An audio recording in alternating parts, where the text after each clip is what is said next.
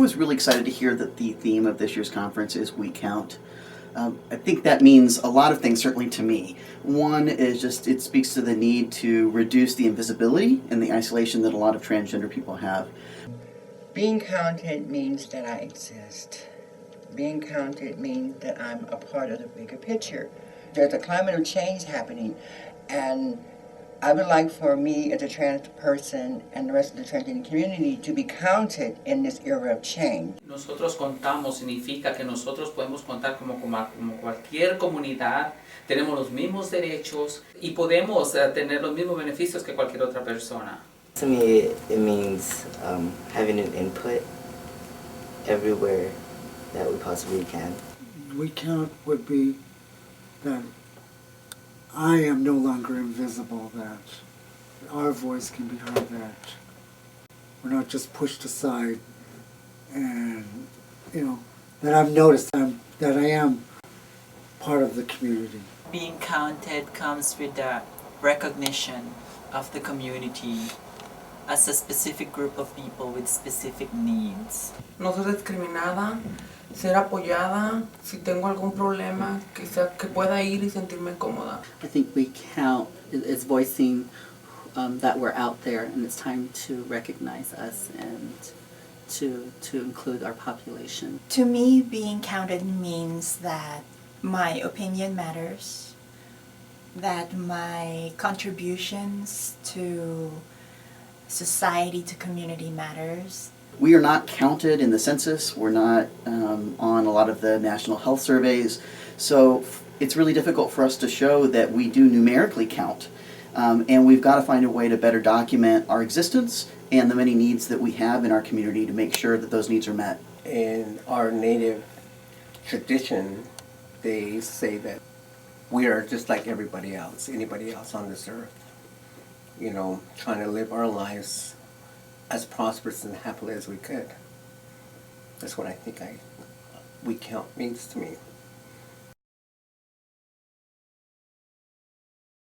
Para mí igualdad significa que nosotros como transgéneros no podemos ser diferentes que cualquier otra comunidad, porque nosotros somos humanos también y tenemos que tener la misma igualdad en todo, ya sea en lo legal, en cualquier aspecto. Tenemos que tener la misma igualdad. I believe that transgender people, transgender individuals should be treated equally, not specially, not differently, but equally, just like any other people. Equality is like just making sure you always have your basic needs that met. And what I mean by that is even human needs, just like going to the bathroom, can be a really hard thing for trans people. And that's such a basic human need. Everybody has to pee. I think equality means that I have the same rights as any other person. I have the same rights to employment. I have the same right to housing. I have the same right to present myself as my true self without being slaughtered or murdered or heckled at or being laughed at. Equality means that my rights aren't being overlooked as a transgender woman, that I can get a job, that I can get the same benefits, that I can get rights to health benefits. For me, equality means that transgender people have the full access to the opportunities that any other American faces. That we have good access to jobs, to good access to schools, to families, to health care, and to the basic services that we need. A freedom just to go out on the street just like anybody else. Heterosexual couple walking hand in hand. So I like to walk with my boyfriend down the street holding hands. Just living our life, enjoy our lives, go shopping, wherever we go. As far as employment, I know that I will be hired because of my skills, and that I will not be discriminated on because of my gender. Para mí igualdad significa ser igual a las demás gente, a la demás sociedad. Soy persona, siento, sufro, tengo necesidades y muchas veces por ser transgénero hay veces que te lo rechazan. Like for me, I'm Navajo, I'm Dene means of the people, and that's how I look at life today, as being of the people, not just being separate, but being a part of the people. And they call it Belashtlai, meaning five-fingered one, and we are all five-fingered ones, so for me that's equality. As a member of the transgender community, I've been really saddened by the high rates of HIV in our community. I, at this point, just assume when I come into contact with somebody that they're HIV positive. It's a better way to make myself stay safe. Poverty is a very, very big aspect why transgender are being vulnerable. It really, really costs a lot to become a transgender, to be a transgender person. Aside from basic needs, you have all these transition needs. And most of transgender individuals are homeless. And there are a lot of reasons that affects that because their family disowned them or did not accept them for who they are. So they ended up, running away from home and living on the streets and getting exposed to a lot of things out there. I put myself in risky situations because I knew that there's a part of me that was going to get satisfied if I was with this person. And so after I went through that phase, I realized it's not worth putting myself at risk just to get the validation, the attention, and the affection. Employers don't hire us because we're transgender. So what we do is we work the streets sometimes. We do hustle our money for, to pay our bills and whatnot, to live our lives. I think that's part of the reason, not being accepted for who we are. I think sometimes we don't think it's a priority. There's things that are first and foremost that we think about rather than HIV, like where we're going to live if we get thrown out, or are we going to be accepted. Other factors besides HIV, I think, come first. As a transgender woman, I contracted HIV by being homeless, by not being able to get a job, by not feeling that I was a part of anything, that everything was against me, and that's how I contracted HIV, by going to the only other thing that I could do, which was prostitution, using drugs to feel I counted, or hide the feelings that were coming up from not feeling a part of. There aren't any HIV prevention messages geared toward the transgender community, especially when you transition early in life and you leave home, and you already are dealing with a person who may not have the highest level of self-esteem or the highest awareness of who they are, and may be more apt to make less than healthy decisions. No hay trabajo para nosotras. Hay veces que vas a buscar trabajo y te dicen, no, ¿sabes qué? Te ves muy mujer y ven tu ID y te dicen, ¿sabes qué? Luego te hablamos. Y es difícil.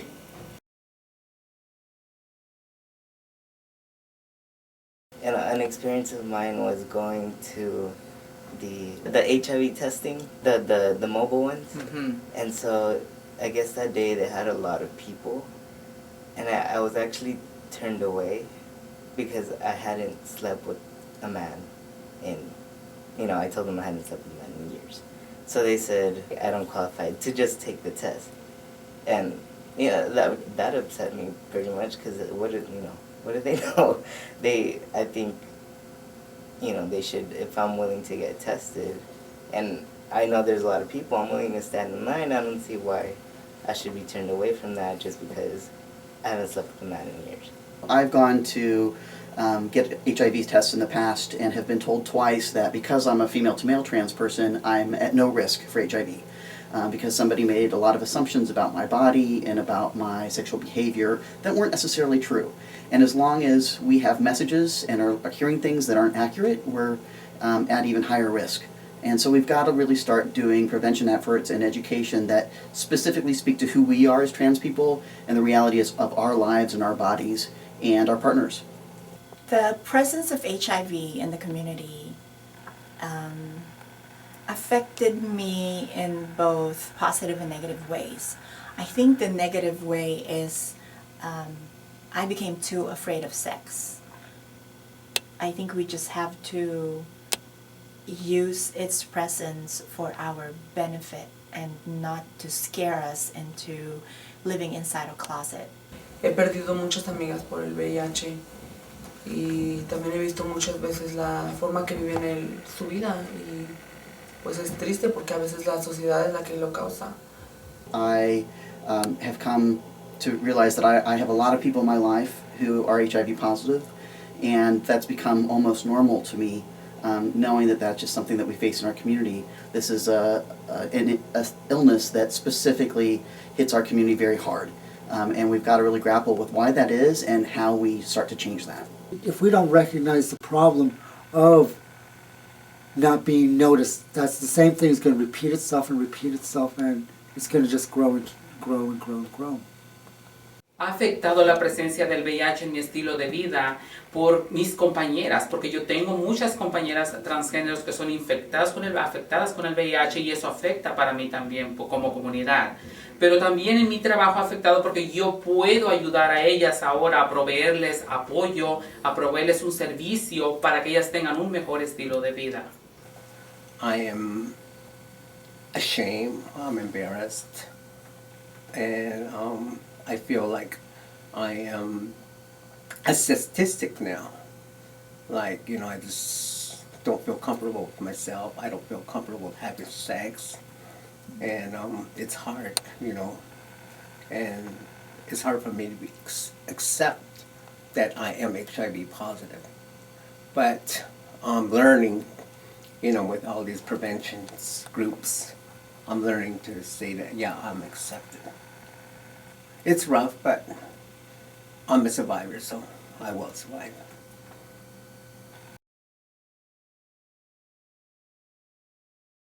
I think we need to do a number of things as a community to address the high rates of HIV and improve prevention in our community. One, we need to make sure that there is a full range of economic opportunities for transgender people, so we don't have to revert to things like survival sex. To make sure that we have jobs, that we have good educations, that we have access to primary health care, so that we're able to learn good health behaviors before we put ourselves at risk.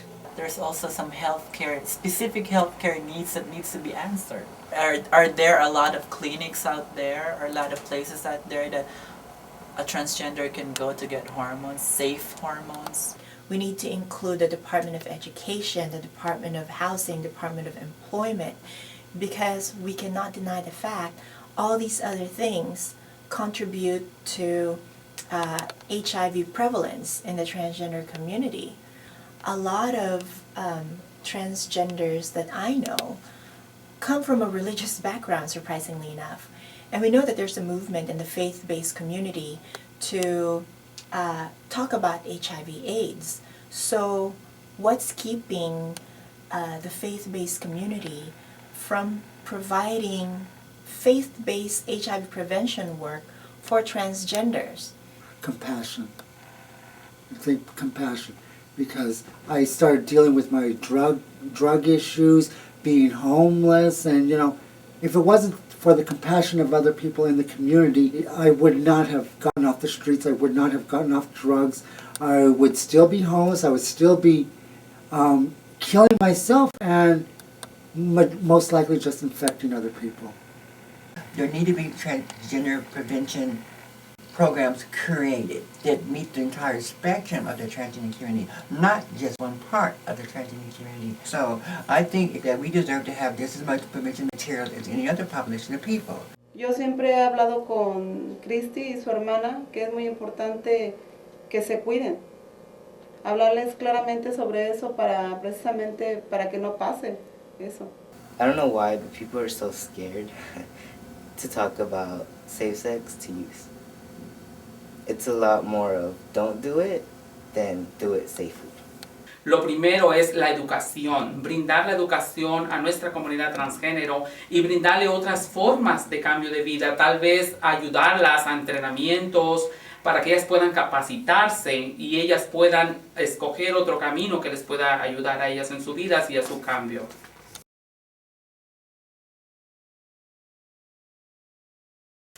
Yo creo que mi cualidad más grande es aceptar lo que yo soy, aceptarme como transgénero, aceptar mis errores y mis adicciones para así yo misma lograr mi cambio que yo he logrado en mi vida. La familia mucho, a mí me ha ayudado mucho para seguir adelante. Como mamá, que a mí me ha apoyado mucho, que yo estoy segura que si no fuera por eso ahorita estuviera en la calle. Es muy persistente con todo lo que hace siempre, o sea, a veces es inteligente, pero más es persistente. Entonces siempre logra las cosas porque es muy persistente. con lo que quiere. I would look up in the sky and see my grandmother, and I asked my grandmother to please help me and please take me away and please do something for me, you know. But then I went to school, and I can do anything I want to do. I could have always done anything that I wanted to, but I didn't have the confidence to do that. But still, there was something in the universe, there was something within me that kept pushing me forward, that kept giving me strength. And I think that is just the strength that I get from my ancestors, from slavery, from my grandparents, from the civil rights movement, from the gay movement. And now I am hopefully doing something for the betterment of the transgender community. This is so important that people see, you know, that we are real people, you know, that we belong here, that we're educated. I've heard a lot of stories and stuff, and I think I help a lot of people, and I think I've learned that from my grandmothers and my mother doing that, and I think a lot of that plays into what I do now, and taking care not myself but also my community. I see being transgender or gender different as a gift.